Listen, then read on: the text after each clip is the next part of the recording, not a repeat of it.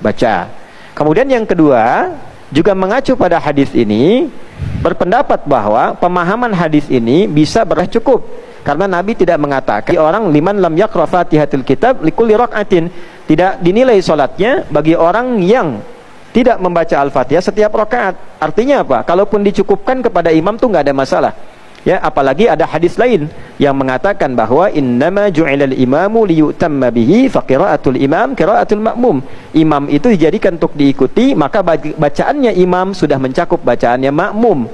Nah, maka dari dua hal ini tidak ada masalah. Kalaupun kemudian ada yang ikut bacaan imam sehingga tak sempat bacanya, itu sah salatnya. Kalaupun ingin diikuti imam, sah. Nah, untuk keluar dari persoalan ini supaya mudah, ambil jalur tengah, wasatiyah, ambil tengah-tengah. Kata beliau tadi, makhrajnya adalah imam beri kesempatan pada makmum untuk baca. Jadi setelah imam menyempurnakan waladdallin, berhenti dulu sejenak.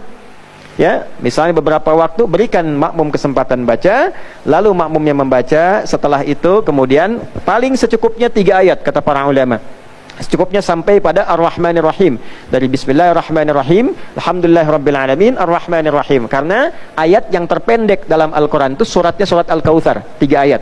Jadi kalau sudah 3 ayat dipandang cukup. Jadi keluar dari khilaf, silahkan beri kesempatan bagi makmum untuk baca, maka itu yang terbaik untuk dilakukan. Wallahu ta'ala alam bissawab. Yang terpenting adalah satu, bagaimana kita bila memahami mesti membaca, bisa mendapatkan alternatif-alternatif. Jika tidak mampu mengejar bacaan imam tadi dengan mengikuti di belakangnya. Misalnya, imam membacakan ayat pertama, misal Bismillahirrahmanirrahim, ada jeda kita ikuti. Alhamdulillahirrabbilalamin, ada jeda kita ikuti. Kalaupun tak tersambung untuk mengikuti ini, maka kita bisa teruskan dengan dalam hati diikutkannya. Atau kemudian kita membacakan misalnya yang semakna dengan itu dalam konteks bertasbih, atau dalam konteks yang bisa kita kejar untuk bisa mengikuti bacaannya imam. Dalam konteks ini tetap ya, tadi dilakukan, bisa ngambil jedanya mengikuti mengikuti itu dalam hati kita. Nah, yang paling ditekankan adalah orang yang sengaja meninggalkan Al-Fatihah, sengaja tidak ingin baca.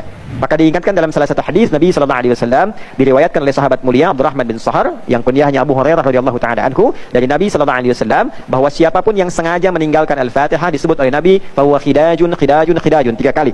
Itu seperti ya, jadi kalau pencuri itu tahu nggak? Pencuri itu kalau selesai hajatnya langsung lari itu, ya. Jadi seakan-akan ingin cukup menunaikan sholat saja, setelah itu langsung selesai, ya, langsung pengen pergi saking ingin nyamannya.